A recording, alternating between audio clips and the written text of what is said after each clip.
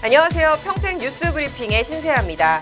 오늘 평택 뉴스 브리핑 김시연 기자와 함께합니다. 안녕하세요. 네, 안녕하세요. 김시연입니다. 네, 지난 한 주간 평택에는 어떤 이슈들이 있었는지 한번 살펴보겠습니다. 첫 번째 키워드, 신지식인 공재광시장. 공재광시장이 신지식인에 선정됐다고요? 네, 맞습니다. 이 한국지식인협회가 선정한 2017년 신지식인으로 공재광시장이 선정이 됐다고 합니다. 평택뉴스, 평택문화신문, 평택시사신문, 평택자치신문에서 보도한 내용인데요. 이들에 따르면 공재광시장은 지난 8일 열렸던 제29회 신지식인 인증식에서 공무원 분야 인증서를 받았다고 합니다. 구급 면서기로 공직 생활을 시작한 공 시장은요, 이후 행정자치부, 청와대 행정관을 거쳐 민선 6기 평택시장으로 당선이 됐는데요. 이 평택시장으로 취임한 후에 대한민국 신성장 경제신도시 평택건설을 시정 목표로 삼고 또 이에 맞게 평택시를 가장 역동적인 도시로 이끈 점이 높이 평가됐다고 합니다. 이에 공 시장은요, 49만 평택 시민들이 함께해준 결과라면서 인증서가 부끄럽지 않도록 평택시를 위해 더욱더 노력하겠다는 소감을 밝혔다고 하네요. 네, 평택시의 수장인 공재광시장의 기분 좋은 소식이었어요. 공재광시장의 시정 목표답게 남은 기간 우리 평택시가 더 역동적인 도시가 되길 기대해 보겠습니다. 자, 그럼 두 번째 키워드 알아볼게요. 사드 보복에 한숨 쉬는 평택항. 평택뉴스와 평택시사신문이 보도한 내용이에요. 사드와 관련된 소식인 것 같네요. 네, 맞습니다. 우리 신세희 아나운서, 저희 지난번 평택 뉴스 브리핑에서 다뤘던 이 사드 관련 소식 혹시 기억하고 계신가요? 그럼요. 사드 발사대 2대가 이 평택 오산 미 공군기지에 도착했었다는 보도였죠? 네, 맞습니다. 이 한국의 사드 배치가 본격화됐다는 소식이었는데요. 이렇게 사드 배치가 본격화되면서 사드 배치를 강력하게 반대하던 중국 정부의 보복이 점차 가시화되고 있다고 합니다. 근데 이 키워드 중에 평택항이 들어가 있는 걸 보니까 이게 평택항에까지도 영향을 미치고 있는 것 같네요. 네, 맞아요. 이 평택항과 중국을 오가면서 한국 공산품을 파는 이 보따리상들이 있는데요. 중국이 이들의 활동을 규제하고 나섰다고 합니다. 평택뉴스와 평택시사신문의 보도입니다. 평택항에는 한국과 중국으로 가는 카페리 선박이 있습니다. 중국 르자오, 옌타이 등을 잇는 4개 노선이 현재 운행을 하고 있는데요. 평택시사신문에 따르면 이 선박 이용객의 90% 이상이 바로 보따리 상인들이라고 합니다.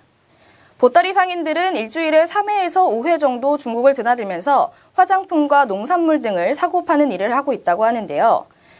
그동안 한국의 사드 배치를 두고 중국이 거세게 반발을 하면서 한국은 늘 중국 정부의 사드 보복을 우려해 온 것이 사실인데요. 이 우려가 이제 평택항에서 현실이 됐다고 합니다. 평택시사신문에 따르면요, 중국 세관이 3월 13일자로 입항하는 한중 카페리 선박 내 보따리 물품을 통관시켜주지 않겠다라고 통보를 했다고 이 평택항 소무역 연합회가 밝혔습니다. 앞으로는 국내 물건을 갖고 중국에 갈 경우에 이 세관을 통과할 수 없다는 이야기인데요.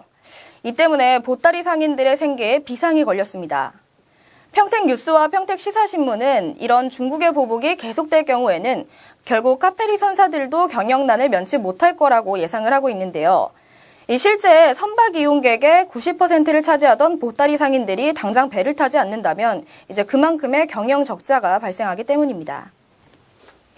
네, 그렇군요. 이 평택뉴스에 따르면 한 선사 관계자는 이 왕복 운임비를 대폭 인하해서 보따리 상인들의 승선을 유도했다고 하죠? 예, 맞습니다. 이 왕복 12만 원 정도 하는 운임비를 7만 원까지 대폭 인하해서 이 보따리 상인들의 승선을 유도하겠다고 이야기를 한 건데요.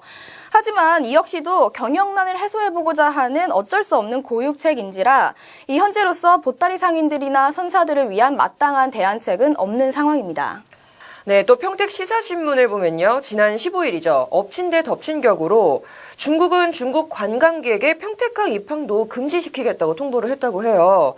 그야말로 한숨 쉬는 평택항입니다.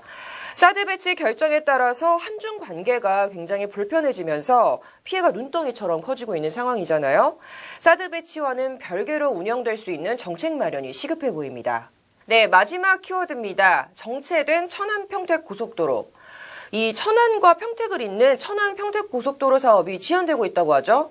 네, 맞습니다. 평택문화신문의 보도였는데요. 이 고속도로 사업에 참여했던 민간 투자 사업자인 H건설이 사업 제안을 철회했다고 합니다. 계획대로라면 천안-평택 고속도로는 2022년 12월 사업이 완료되는데요. 평택시 죽백동부터 천안시 풍세면 구간을 연결해서 급격히 증가한 교통 수요를 대비할 예정이었습니다. 그런데 평택문화신문에 따르면요, 이 민간 투자 사업자인 H건설이 보완책 마련을 이유로 들면서 사업 제한을 철회한 데다가 한국개발연구원이 고속도로 사업의 경제성을 낮게 판단하고 있어서 이 사업 정체가 불가피해 보인다고 합니다. 또 이뿐 아니라요, 국토교통부에서도 사업 재개에 대해서 냉소적인 입장을 취하고 있는데요. 이에 대해 평택문화신문은 아무래도 한국개발연구원이 해당 사업의 경제성을 낮게 분석한 영향을 받은 것으로 보인다고 보도를 했습니다. 본래 천안 평택 고속도로가 개통이 되면 서북부 지역의 물류 기능이 확보가 되기 때문에 평택뿐 아니라 관련 지자체들의 기대가 굉장히 컸는데요. 이 H건설이 보완을 통해 사업 제안서를 다시 제출한다고 하더라도 사업 적정성 여부에 대한 재평가 등이 늦어질 가능성이 높습니다. 이에 따라 사업 재추진 시기도 더욱 늦어질 것으로 보인다고 평택문화신문은 분석을 했습니다. 네, 서부권 주요 산업단지의 물류 기능을 연계해서 이 지역 경제 활성화 등을 꾀했던 이 지역들이 참 난감한 상황이겠어요. 사업 재개를 위해서는 이 고속도로 사업의 경제성을 높일 수 있는 현실적인 방안이 마련돼야 할 것으로 보입니다.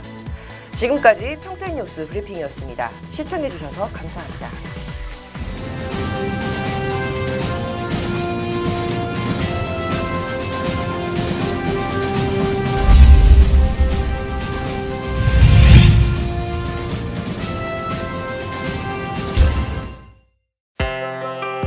보이십니까? 21세기 동북아 물류의 전초기지 평택항. 새로운 기회와 놀라운 변화. 생활의 감동이 전해지는 즐거운 발걸음. 평택이 시민과 함께 대한민국 신성장 경제 신도시로 더 새롭게 발전합니다.